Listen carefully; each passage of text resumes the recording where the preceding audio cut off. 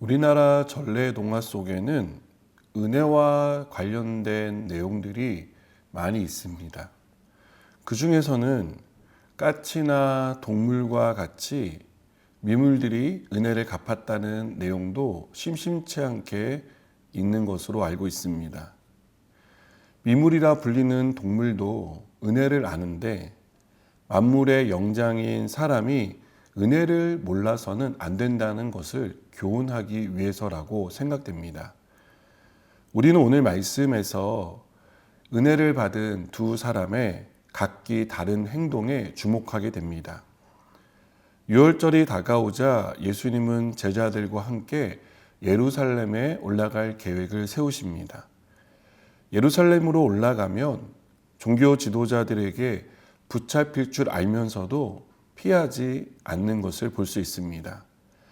예수님은 예루살렘으로 가는 길에 나사로가 사는 베다니에 들러 살아난 나사로와 누이 마르다와 마리아를 만나십니다.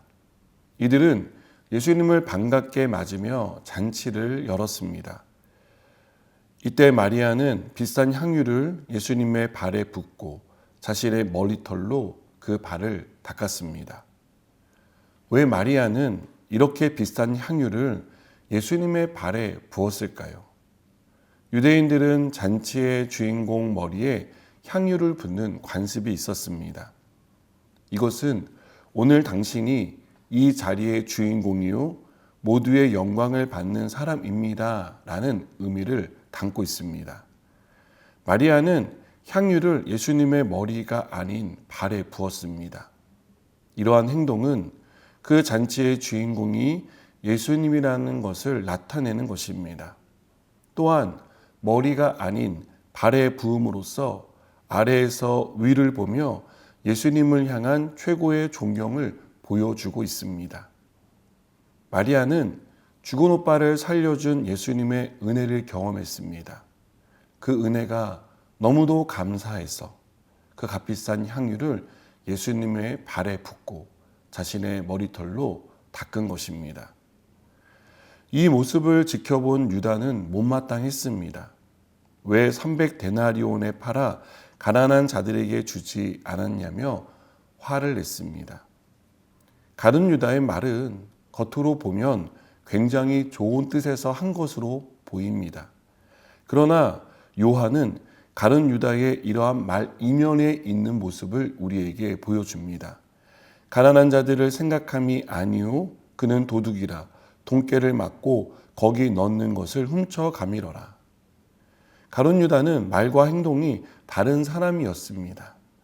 예수님이 죽은 나사로를 살렸을 때 그 자리에는 마르다와 마리아뿐 아니라 가룟 유다를 비롯한 예수님의 제자들 그리고 나사로의 죽음을 애통하기 위해 모인 많은 사람들이 있었습니다.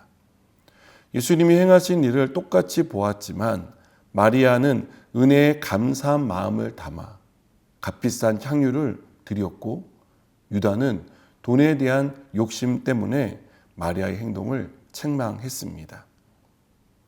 은혜를 아는 사람이 하나님을 사랑합니다.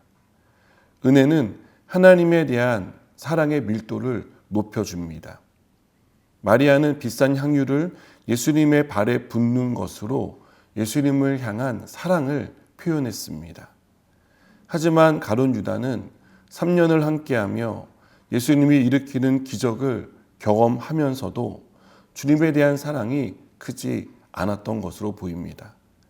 아무나 얻을 수 없는 제자라는 기회를 얻었고 큰 은혜를 받았지만 그는 그것을 은혜로 여기지 않았던 것으로 보입니다. 그래서 마리아와 달리 은혜에 감사하지 않고 어떻게 하면 자신이 원하는 것을 더 얻을 수 있을지를 고민한 것으로 보입니다. 우리가 주님께 드리는 모든 것은 더 좋은 것을 얻기 위해 드리는 것이 아닙니다. 이미 받은 구원의 은혜, 이미 하나님께서 우리에게 주신 것에 대한 감사의 마음으로 드리는 것입니다. 주님께 받은 은혜를 항상 기억할 때 우리가 이렇게 할 수 있을 것이라고 믿습니다. 그리고 주님을 더욱 사랑하는 사람이 될 수 있다라고 생각합니다.